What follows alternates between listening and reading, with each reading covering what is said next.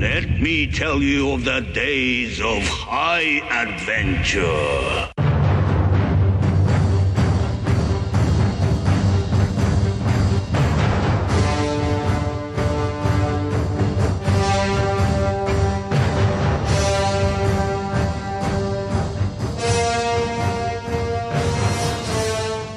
Hello, I'm Eric. And I'm Kevin. And this is 6 Degrees of Schwarzenegger, the podcast where we take a long, hard look at some of our favorite action movies from the era of Arnold.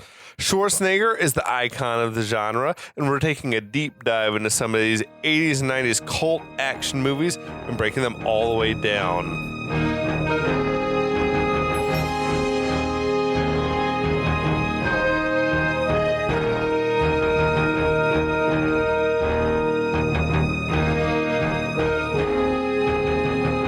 Well, Kevin, we have reached the last episode of Red Dawn. And So for a while, you were way drunker than me. yeah. And now I feel like you're somehow starting to sober up, despite the fact you've never stopped drinking. No, I have not. I at feel any like I'm point. getting really tipsy. I mean, So- look, people pay me to drink, so that's not true, but they should pay me to drink. yeah.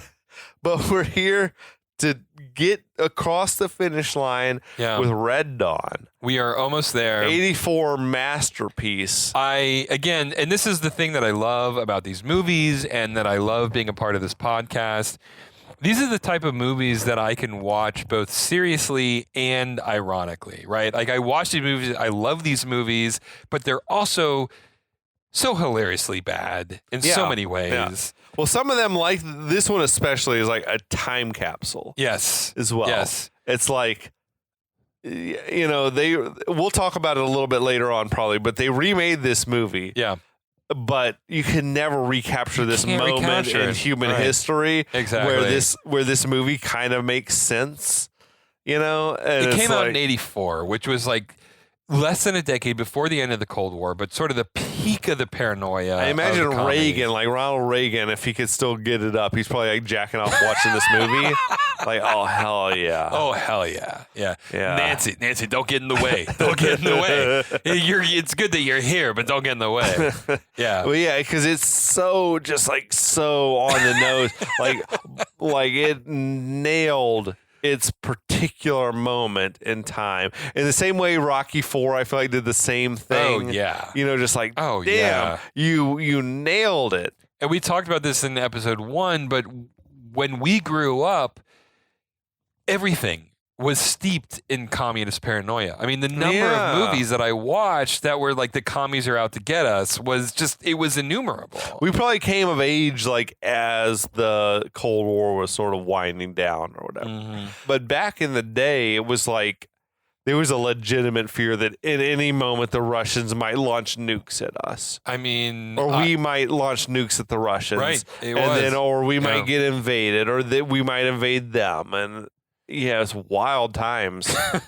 and I don't want to linger on this too long because we have a movie to talk about. but Sure. yeah, it is weird to grow up when we grew up because we straddle the pre-Cold War, post-Cold War era. Yeah. And so we know a war. I mean, G.I. a Joe world. culture is sort of Yeah, like absolutely. definitely like, oh yeah, it's like the Americans versus the anonymous like baddies Yeah, that are communism. right. Exactly. And yeah, it's just it is interesting when you are of our age, and I presume that if you're listening to this podcast, you're probably of our generation. I would hope so for your sake. If you're younger, go get laid. Oh, why are you listening to two old Why are you men talk listening? about movies from the 80s? Stay off my lawn. Well, we're glad to have you here regardless of what your age Absolutely. is. Thank you for listening. And thank you for the action. I'm sorry, I'm still learning the podcast network that we're a part of. Oh, Last of the Action Heroes. Last of the Action Heroes Podcast Podcast Network. Network. Thank you so much for being. Yeah. We're happy to be a part of you. And so this is part 5. Yeah, we're at the finish line finally. Oof. We made it.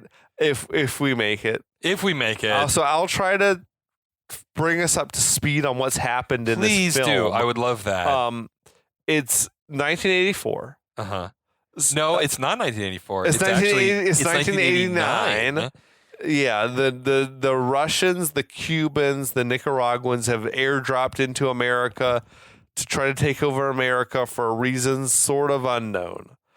We're in Calumet, Colorado, where a group of teens sort of escaped on day one and have been like a rebel unit fighting against these guys as partisans or whatever ever since the beginning. They're the Wolverines, led by a bunch of teen heartthrobs. So now I guess we're getting to the end game in which the Wolverines are starting to crumble a little bit under the pressure of it all. They had and then subsequently lost a military dude with them. That was Powers Booth. But now what's left? I mean, there's not a whole lot of us left at the end. No, we've lost Aardvark. We lost Aardvark. We lost Powers Booth. The group was starting to crack under the pressure. They just executed one of their own, who seemed to have betrayed them, though it wasn't like voluntary. No, he was tortured into swallowing. Right, which is like, okay, well, let's give it a week or something like that. I don't know, but yeah. Okay, the group is sort of falling apart. They're not sure what to do anymore. They want to quit, but they can't quit. And fuck it. We're gonna take it. We're gonna take it to the end. Roll We're running on to the end. Yeah, and so we finish with Patrick Swayze awkwardly opening a photo of people we assume is him and someone else, although it's not clear. Yeah. Charlie Sheen shows up and consoles him, and then we cut to sometime later. We really it's not entirely clear how long it is, although we know we're in February at this point, but we don't know much else other than that. So this is like a month and a half later, and they're looking at a communist convoy, and Charlie Sheen produces. He pulls out a rocket launcher. He's ready to shoot at the convoy, and Swayze like stays his hand for a second, right? Right. Which is good because as this random convoy who's parked in the middle of the road for no reason that I can ascertain. Yeah, sure. Drives away, a couple of boxes fall off the back of it. It just reeks of a trap. It does. And that's the thing that I'm thinking. Like the initial note that I took was obvious trap is obvious. Yes. Right? For sure. But Jennifer Grey's character runs down and starts eating everything without anybody's consent, and it's clear that it's not a trap. Well, that was weird to me because Swayze's like, this seems like a trap. This seems like a trap. Hey, you go. You go down there and check it out. Because the boxes had fallen off and it seemed like it was full of food. Yeah. Miscellaneous food items like apples and oranges and like shit. And like Chex Mix and like all the good stuff. Yeah, right. And she she's starts just chowing down. Right, and Grey starts eating all this food and she's not murdered, and I'm like, wait, is this not a trap? Is this like, did this actually happen? She's like, come on down. Right. And so they come on down, but in the span of time it takes for her to run down, everybody else has to mount horses and like ride horses down. It's like, how far away is this road? It's not clear to me. What was extra all. weird was like Swayze seemed apprehensive right from the get-go. He's like, this doesn't feel right. And I don't know what movie it was. It was some movie in which a similar situation had arisen, and like you get one character telling the other character, like, hey, like if there's even a hint of uncertainty, we don't do it. Yeah, because this is like if there's any indecision, it's a no. Yeah, and that's what should have happened, right? Yeah. It's like, this doesn't feel right, but okay, we got to get these apples, I guess.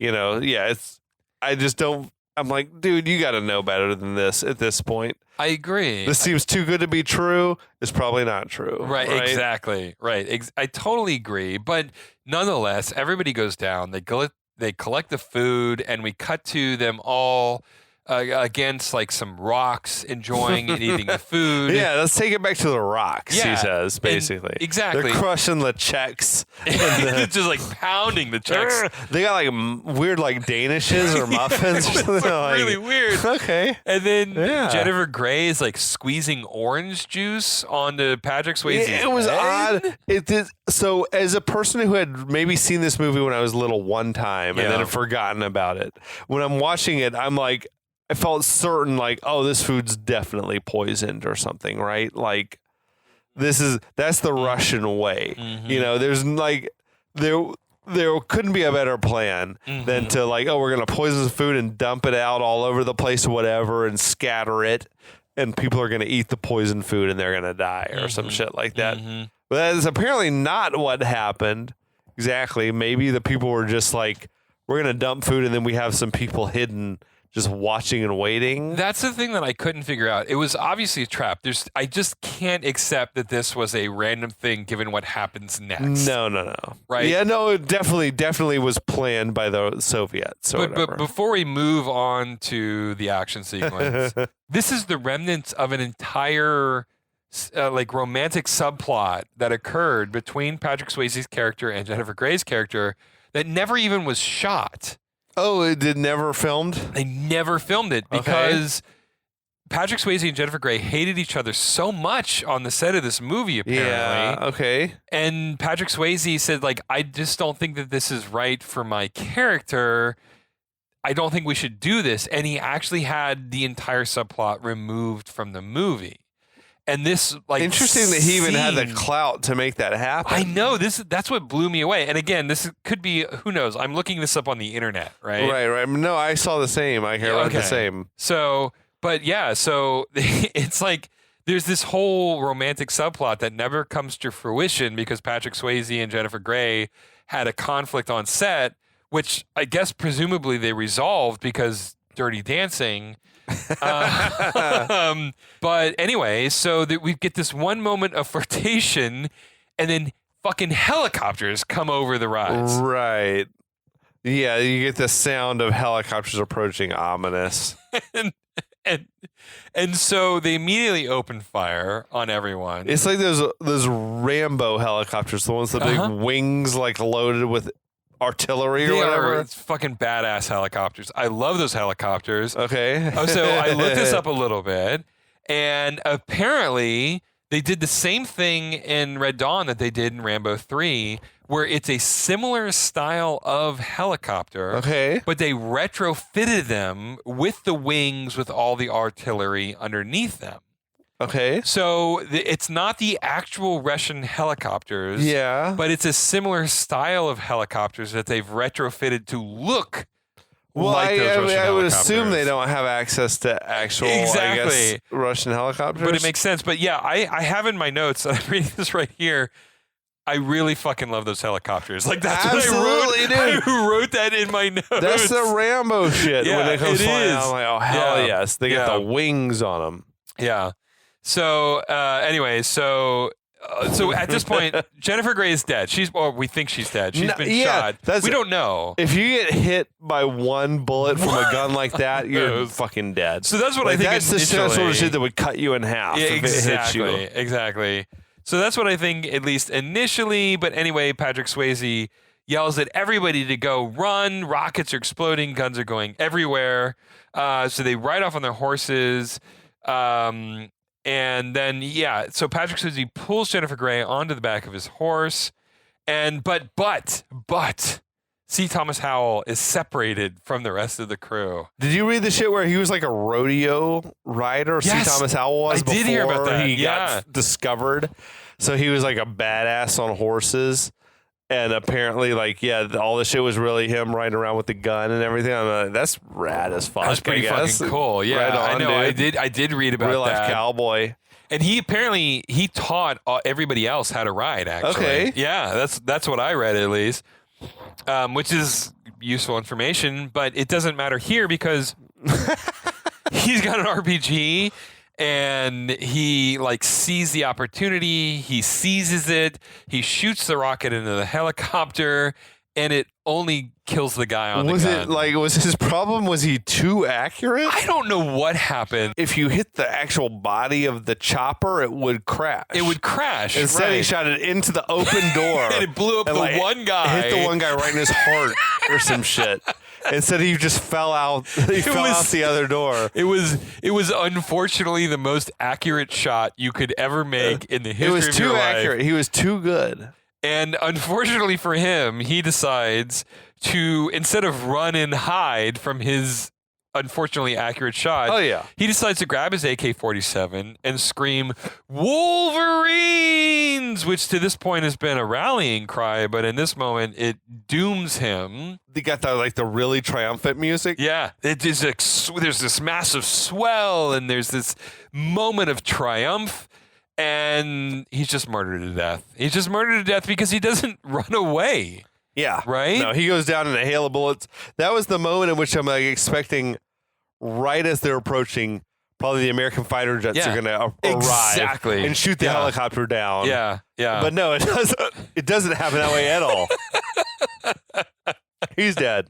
Anyway, so we cut back to Patrick Swayze and Jennifer Grey riding to safety, but she falls off his horse, and they both dismount, and the horse runs off because we can't see a horse die on screen. What is this? Braveheart? We're not gonna. Holy shit! Did you watch Napoleon? No, I haven't seen Napoleon. If you want to see a horse get hit by a cannonball.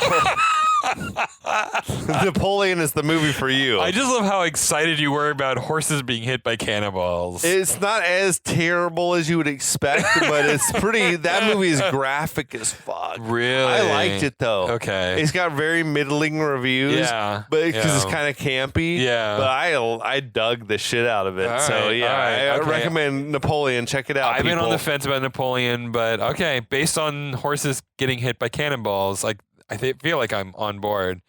But anyway, so the horse runs off, and they're laying on the ground. So the helicopters fly away, and they're both laying underneath this bush, and it's really clear that Jennifer Grey is a goner.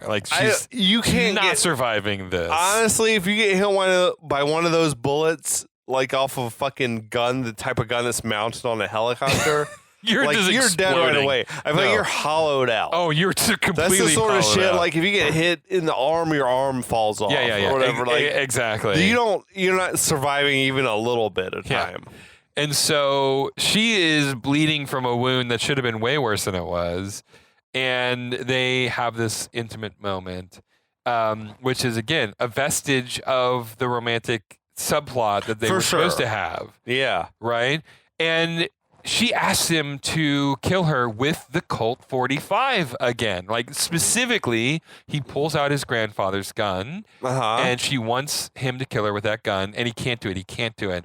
It was kind of sort of poignant, right? Because she's like, I don't want to be cold. I don't want to be cold. I don't want to be taken advantage of by the Ruskies. Again, at this point, it's well established that Russians really want Jennifer Grey. Specifically, they want Jennifer Grey. Her. I don't know what it is about her. Absolutely. You get it. I get it. I understand. I'm much more a Leah Thompson fan than Jennifer Grey, okay, but that's fair. fine. But suffice it to say, she doesn't just not want to be a victim of the Ruskies. And she's like, kill me. I don't want to feel cold. And it's like, I can't do it. She's like, okay, give me a grenade. So he gives a grenade, and she's like, pull the pin, and he pulls the pin, and she holds on to it. And she says, leave me. Go find the survivor. Get the fuck out of here. I can't. There's nothing you can do here. I'm done, right? And so he was like, okay. He actually, leaves. It was just what... Yeah. I mean, he does it. So we cut back to the Russian side of things. All these badass helicopters land.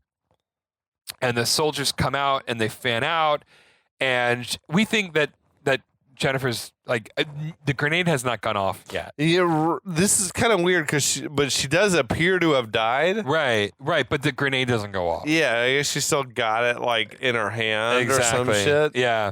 And so they come out, and then the second in command says, we think that the death toll is 12, which is an Yeah. odd. I didn't understand where this number came from. I don't know why this is happening, like why this Okay. discussion is being put on film. Okay. I don't know what the point that is being made is. Yeah, I didn't Other understand than like, it.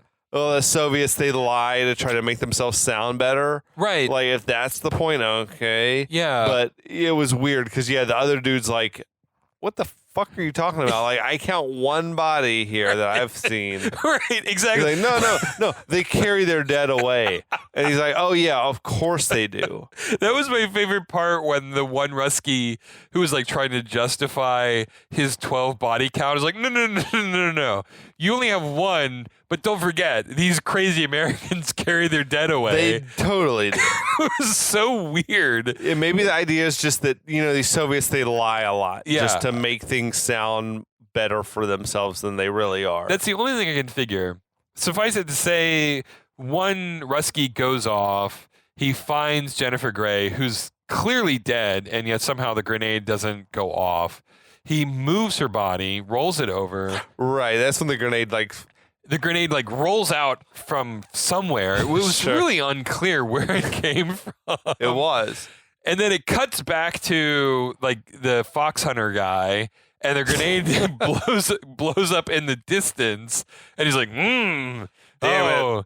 Yeah, they got us again. They got us again. And then that was it. That's the end of Jennifer Grey's character. So I wound up doing sort of a deep dive on Jennifer Grey and what happened to her. Okay. You know what I mean? Like she just disappeared off the scene Yeah. or whatever.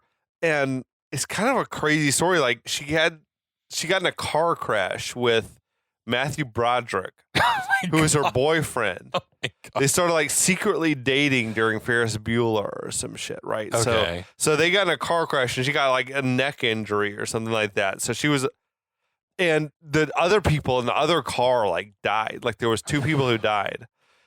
Apparently Matthew Broderick was driving on the wrong side of the road or some shit in Ireland, and with her, and they crashed and died. Shouldn't be laughing. Other at people this. died, Yeah. right? So she had some PTSD slash guilty conscience, whatever. She went out of the public eye for a little bit.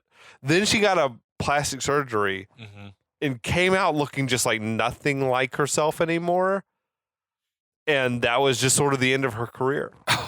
She went in for a nose job or something and came out looking like a different person. Oh wow. And then it's just okay, and her career acting offers just dried up or something. I'm That that's is fucking just wild. Fucking wild. Yeah, that is. It's just weird to be I was in insanity. Dirty Dancing and then I feel like I need to plastic surgery. So Yeah. it's no, you made it. That's as big as you can get, right? Wow, that is But just crazy anyway, to that's me. Jennifer Yeah. Grey's story. That is just that is unfucking believable because usually Hollywood celebrities use plastic surgery to keep their career alive. She killed her. And she Apparently, killed her hers. mom pressured her into if she Oof. gets some plastic surgery, you'd be a lot more marketable. Oh, that's such a shame. And then it's okay, mom, that's fucking weird shit. It's gonna probably get cut out of the podcast, to be honest. But anyway, back to the flick. So, all right. So the commies hear the explosion go off in the distance, Yeah, and Mr. Big Bad, who no one has ever said his name, honestly. yeah. It's in the credits It's in the somewhere, but I'm credits, just but- no. He's just the Russian commander. He's the Russian fox hunter. That's what I called him in my notes, right? He's the fox hunter or something. for sure. But so we cut back to the Monument Rock where they keep etching everybody's name in, and he's adding two unfortunate names, and he adds C. Thomas Howell's character's name, who, how did he know that he died? I guess he didn't show back up, but he didn't see him Sure. die. Okay. And then Jennifer Grey's name to the list on the rock. And then he also adds his own name and his brother's name to it. That was weird to me. That was super weird to me. Is that just Yeah. acceptance? We're not gonna survive this. I paused it and it was like, okay. At first I was like, I thought it was a continuity error or something. Yeah, for Right? sure. But why? But it couldn't be continuity error because he was the one adding the names to the rock. And so like, okay, that is a really morbid, pessimistic sort of take on the whole thing. it was a kind of a dark moment realizing. To me, it's like, we're dead already. Yeah, exactly. So while this is happening, we cut to Charlie Sheen explaining to Leah Thompson and Danny's character that they need to go. They need to get to someplace safe. They're done. They've done what they needed to do. Yeah.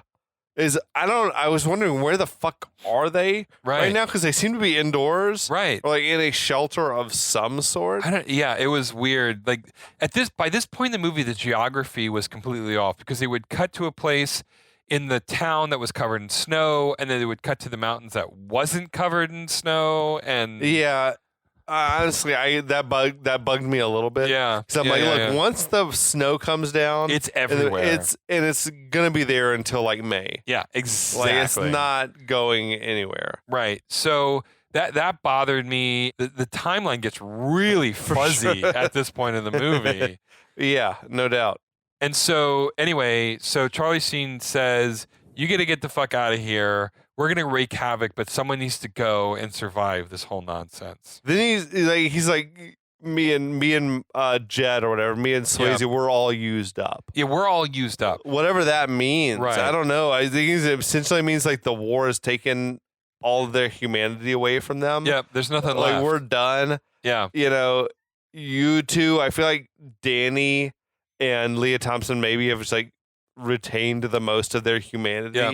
And there is this brief exchange where Leah Thompson tries to say, no, come with us. And there's just this sense that Charlie Sheen knows that he and his brother, like there's no humanity left in, there's no innocence left in them. Right. And it's actually interesting. I mean, I think it's overwrought, but it is interesting. I mean, in the early parts of my notes, I'm like, oh my God, there is so much crying.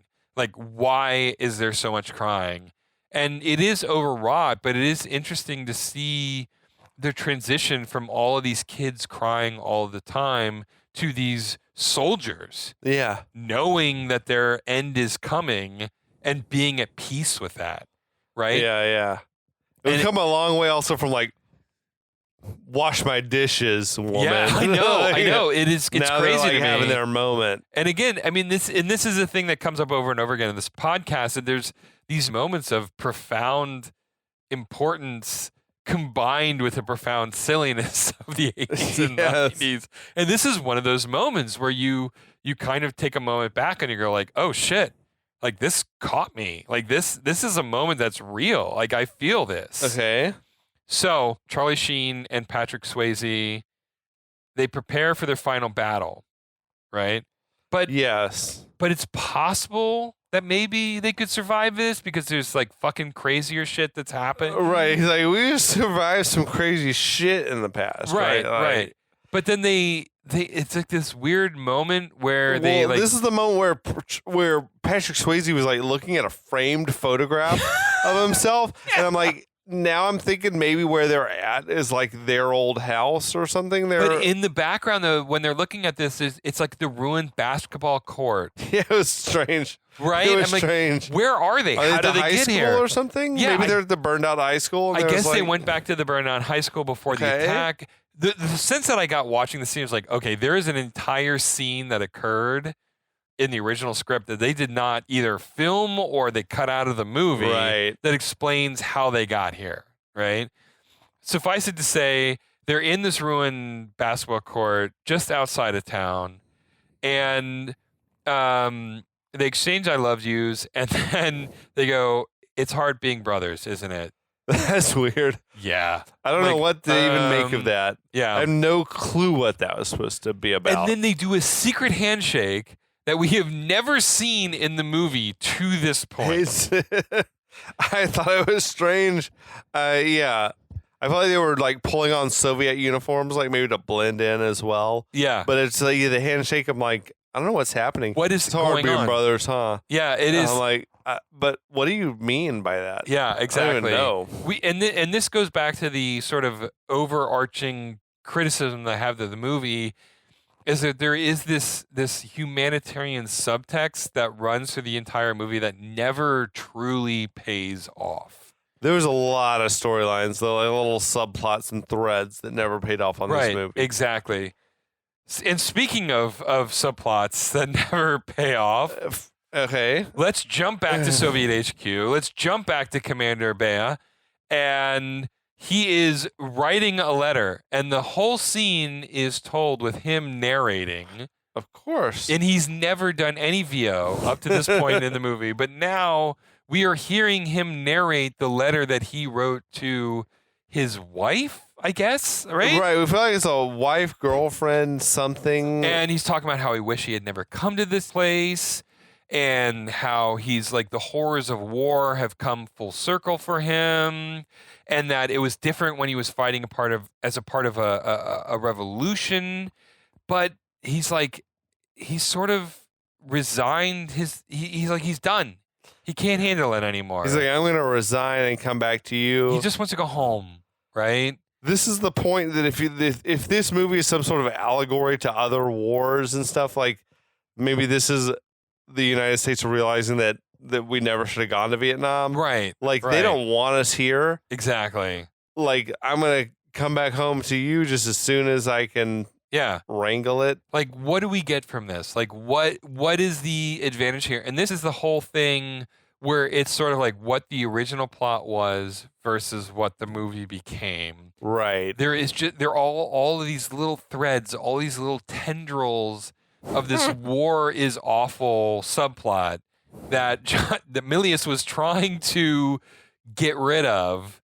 Yes. But some of it crept through, and Commander Bea was the one character who he couldn't kind of get rid of. He's the only. Well, I guess maybe other characters had arcs, but he had the like most pronounced arc of any character in the movie. Because he's like, I'm done with this shit. Like, I'm used to being like on the side of the oppressed. Now I'm an oppressor and I don't love it. I want to just come back home. I'm tired of this shit. And then his final bit of his arc is going to play out a little bit later, but we'll get to that. But this is the critical moment. This is the climax of his arc. Is he's writing this letter to his wife, presumably. But as he finishes the letter, boom! Another massive explosion occurs outside. Right? And now it's off to the races. And so he runs outside. All hell is breaking loose. Explosions going everywhere. And as we mentioned in the first episode, this is all practical. Like, there's no miniatures. There's no CGI. I love the bit. There's one dude just running through with one random arm on fire. One arm on fire. Like, dude, take your jacket off. Just take. I know. I was thinking the same thing. It's like, ah! My one arm. This is an easily solvable situation. My right arm. He almost gets shot. Like, bullets go everywhere, but he survives. But the guy who comes outside, like, the moment after him, unfortunately, is in the wrong place at the wrong time. He dies. Yeah. Right? Because we can't have him die yet. His storyline isn't completely concluded.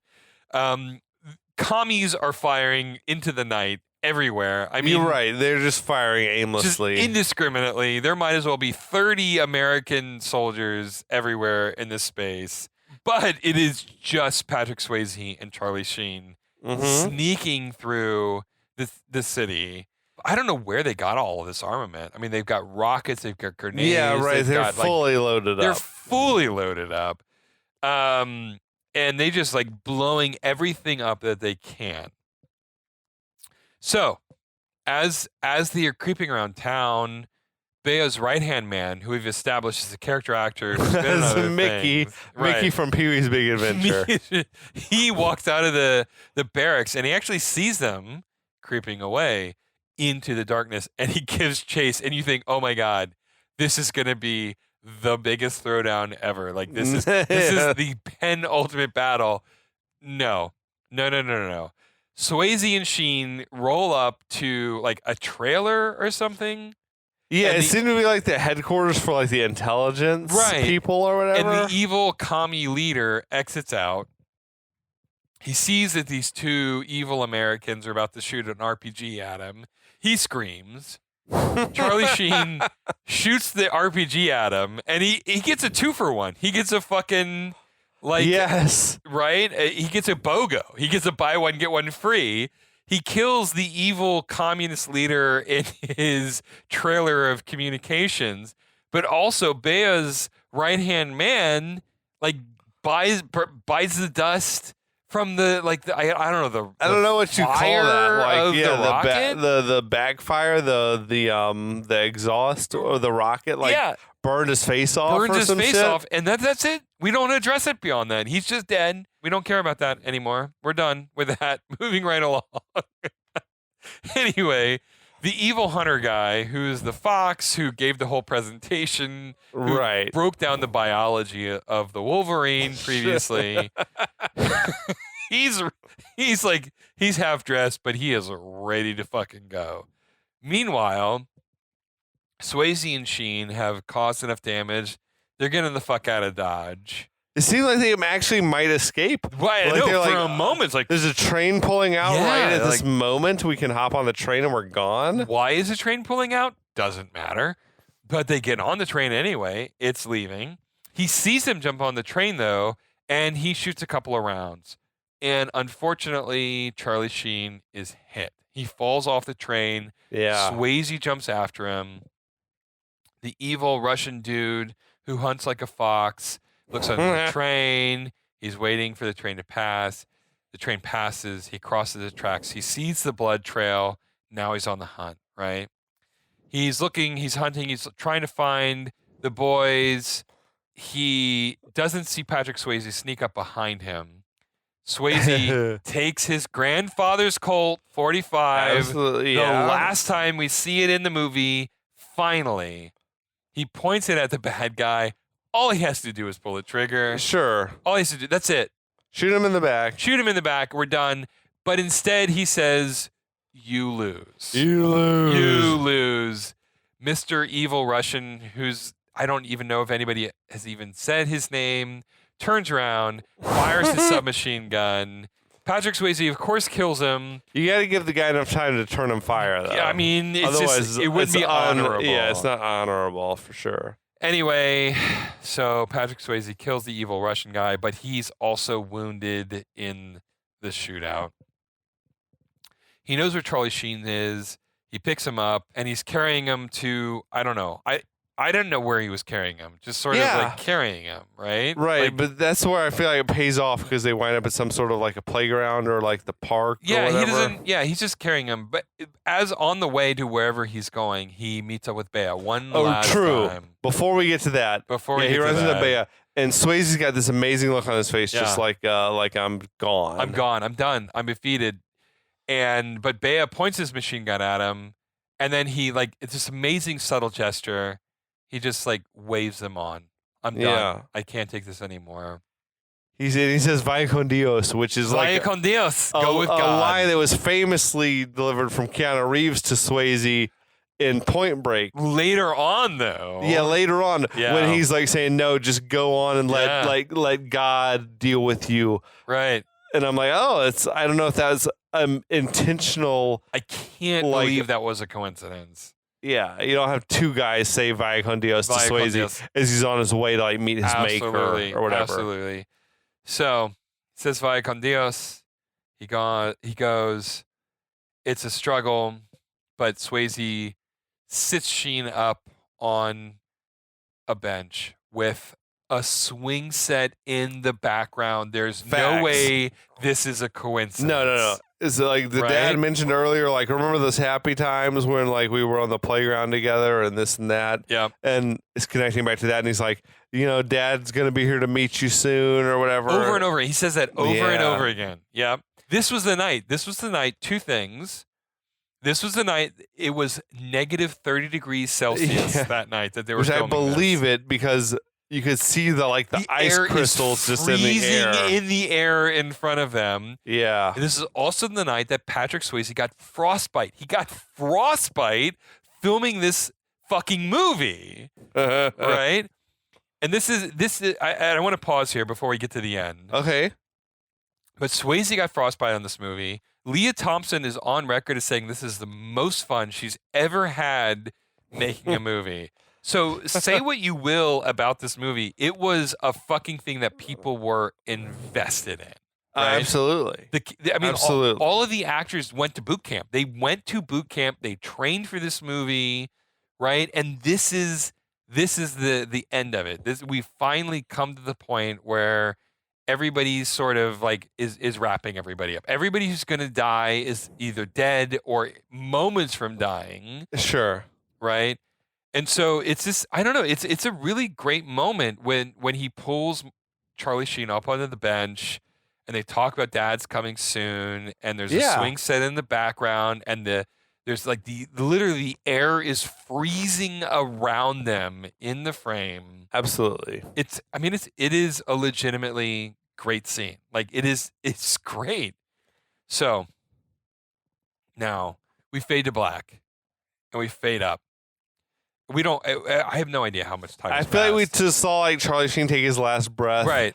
And we assume Patrick Swayze's like close behind. Moments behind. Yeah. We fade up and Leah Thompson and Danny. I feel like it's a are- significant amount of time later because it doesn't seem to be winter anymore. No, it doesn't because most of the snow is melted. Like yeah. it's mostly gone. So I don't know how long they've been climbing through the mountains. But Leah Thompson's character and Danny they're scrambling through the mountains. They cross a ridge and they look down into the valley, presumably looking west, right? There's no way they would be running east. I thought the same thing. I thought like the eastern front is at the Mississippi River. Exactly. Like I feel like they must be heading west. They must be. Yeah, they pop out in like you said, like Arizona or Nevada or Exactly. something. So Leah Thompson starts in a voiceover says, "We're free." And then we cut back to the rock. We cut back to this rock that we've come to a couple of times. Yeah. Right, where they keep etching each other's names into it. This ending reminded me of so many like Mad Max movies where they're like, we never saw the Road Warrior again or whatever. It was like that vibe. It is straight up that vibe, but that now presumably the war has been won if you think about it.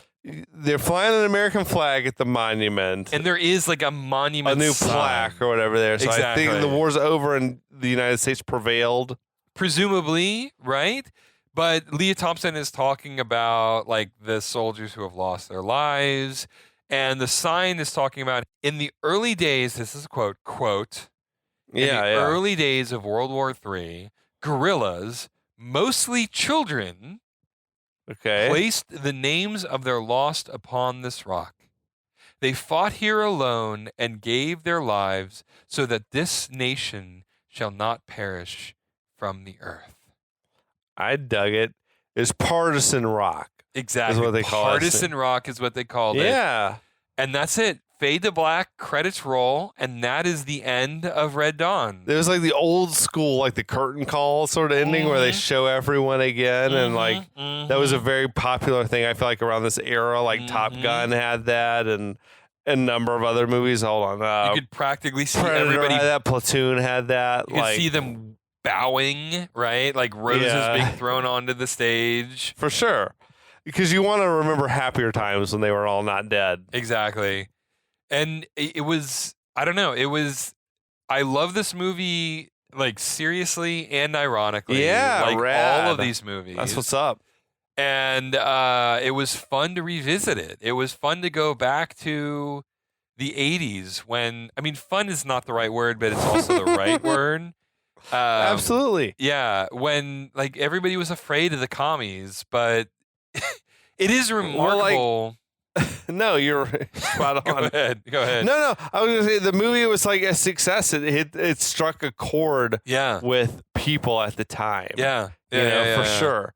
And it's enjoyable to watch. I mean, it has to be, I guess.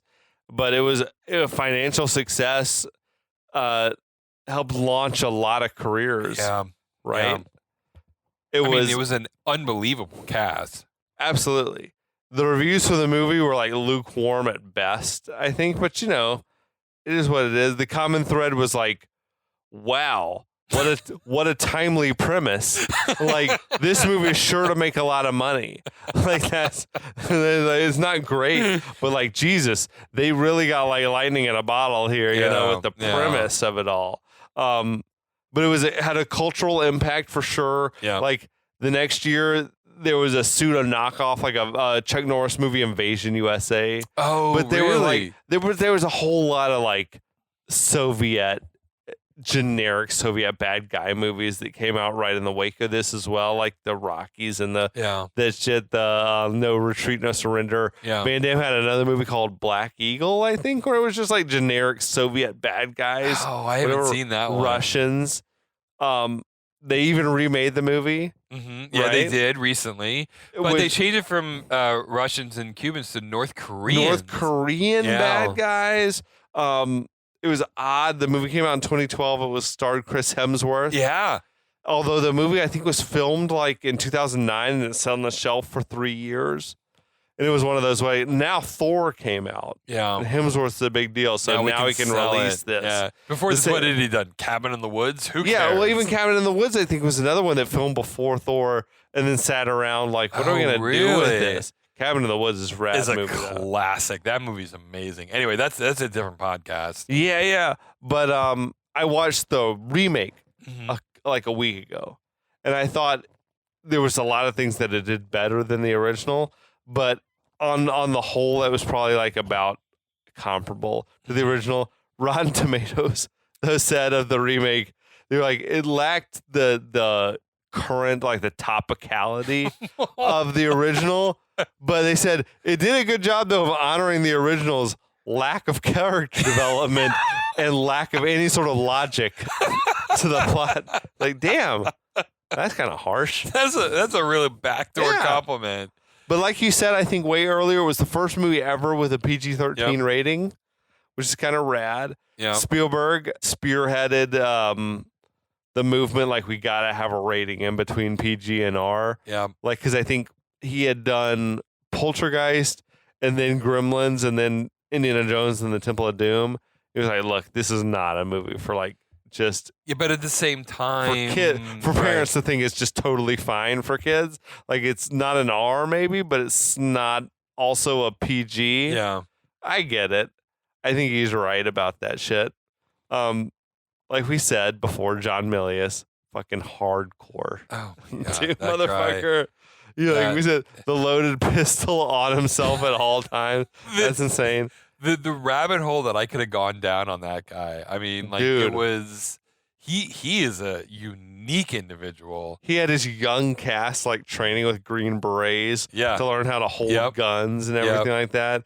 Another thing that blew my mind was there was no like quote unquote movie magic on this. No, it was I all agree. like no matte paintings, practical. no models, no green screen, no like composite shit. If you saw it, it really was filmed. Really fucking happened. And that was a thing that at the beginning I was like, oh, this is super low budge. But then at the end, I'm like, fuck, this is all actually happened. No, it had to be kind of expensive. Every single thing happened on set. Like, it was an expensive fucking movie. For sure. Yeah, and I loved it. I loved the explosions per second in that movie was amazing. Second to none. Oh my God, I was so satisfied the amount of explosions in that movie. He had these motherfuckers up in the real mountains filming in the real cold. Yep. And that shit's crazy.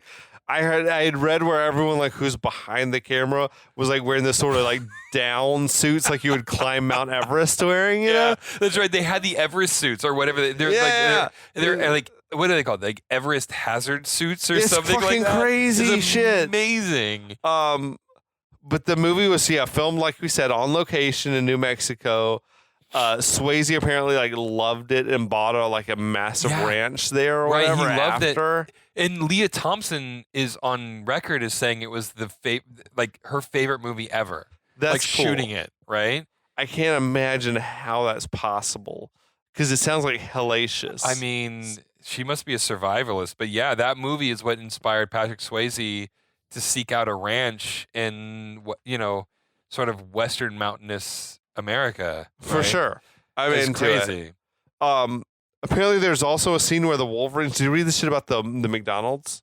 Oh yeah, the McDonald's scene. Where there was a scene they chopped out where there were a bunch of Russians like in the McDonald's eating and the Wolverine showed up and killed them all. Yeah. But then there was a big, like a mass shooting in a McDonald's like a few weeks before the movie came out, and they're like, "Oh, we got at the last to minute. cut the scene out." Yeah, That's wild. To it's me. weird that, and that's not even like the first time that's happened. I mean, Yeah. there's the number of times where they've cut things out of movies because of horrible things that have occurred minutes before the movie released. I mean, it's weird. But back in the old days, it's hard to imagine like when it's like an actual How film did you like prints, cut out that many feet of footage?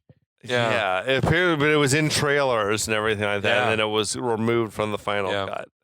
And you were saying the thing about it being the most violent movie ever. So the notes that I have, I did a little bit of research on this, and for a long time, it was in the Guinness Book of World Records as the most violent movie ever released in the history of the world. I guess I don't know. Probably until some future Rambo movie came out. Exactly. But yeah. But the Commando. statistics that the Guinness Book of World Records came up with was there was 2.23 quote unquote acts of violence per minute in this film, Okay.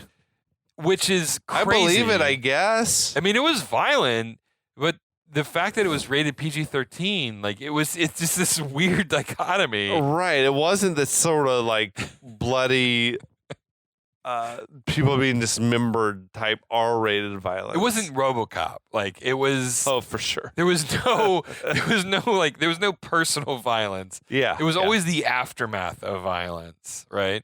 Also, I just want to mention shout out to 1984 because that was like most It's a banner year. of like most movies. years in the 80s, it like produced some amazing fucking flicks, dude.